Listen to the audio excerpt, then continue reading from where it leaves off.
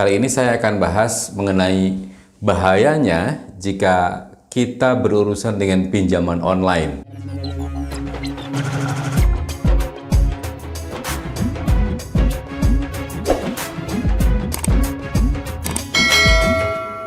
Suatu ketika ada teman saya yang datang, kemudian dia seperti orang kebingungan. Dia cerita bahwa ada pihak yang menagih hutang setiap hari, bukan hanya lewat WA, tapi dia kirim SMS, dia kirim email.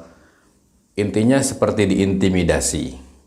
Nah, apa sih sebenarnya yang ingin saya bahas kali ini? Kali ini saya akan bahas mengenai bahayanya jika kita berurusan dengan pinjaman online.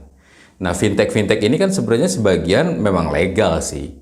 Mereka punya atau terdaftar di OJK, tapi sebagian yang lainnya dan jumlahnya tidak sedikit itu justru ilegal, tidak didaftarkan atau tidak terdaftar di OJK. Gini, kalau kalian nonton YouTube atau mungkin kebetulan buka Facebook, terutama ada Facebook Ads tuh, di situ tuh biasanya penawaran pinjaman online gitu ya. Syarat hanya dengan KTP atau fotokopi KTP dan lain, atau foto KTP Anda kirimkan gitu. Itu saya sarankan sih benar-benar tidak direkomendasikan. Artinya saya menyarankan Anda tidak melakukan peminjaman lewat pinjaman-pinjaman online seperti itu. Karena sudah banyak sekali nih masyarakat yang tertipu oleh pinjaman-pinjaman online seperti ini.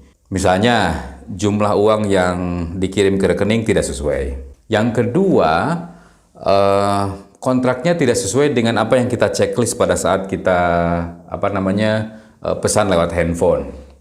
Dan sudah banyak tuh kejadian, kayak misalnya kita pernah dengar ada supir taksi yang akhirnya gantung diri gitu karena dia nggak bisa bayar, tiap hari ditagih dan seterusnya. Jadi menurut teman saya yang pernah juga mengalami hal seperti ini, itu kejadiannya adalah ada tetangganya, semua kontak yang ada di handphone dia, orang tua, teman kantor, teman kampus, teman sekolah itu di SMS-in. Dan isinya itu memalukan biasanya. Nah, kenapa bisa begitu sih? Kita mau bahas nih dari awal. Ketika teman-teman melakukan approvement atau meminta approvement dari sebuah fintech, itu pasti yang akan diminta adalah KTP. Ingat, di dalam KTP atau di dalam iKTP kita itu ada chip yang itu datanya sudah tersimpan di sebuah server di Kementerian Dalam Negeri, di Dirjen Dukcapil gitu ya.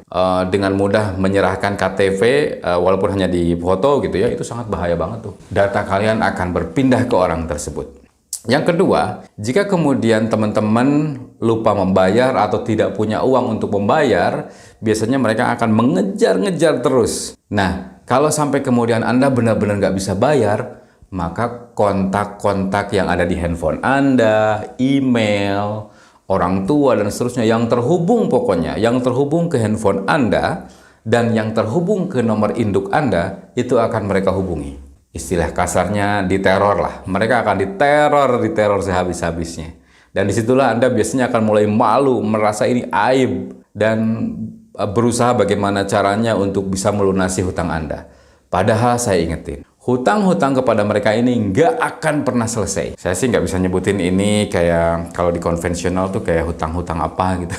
Saya nggak bisa nyebutin karena nggak enak lah gitu. Intinya hutang-hutang seperti ini akan sulit dilunasi. Karena biasanya saya hanya ingin mengatakan bahwa Anda pasti akan dijebak kalau misalnya Anda ikut-ikutan meminjam dari fintech-fintech yang ilegal seperti ini. Intinya adalah jangan mudah tergiur dengan pinjaman-pinjaman online hanya 5 menit cair, 10 menit cair, sekian juta gitu kan. Padahal Anda menggadaikan data pribadi Anda untuk digunakan oleh mereka untuk meneror orang lain. Tetap hati-hati, rasional. Kalau Anda mau pinjam uang, mendingan berhubungan dengan bank atau mungkin dengan teman.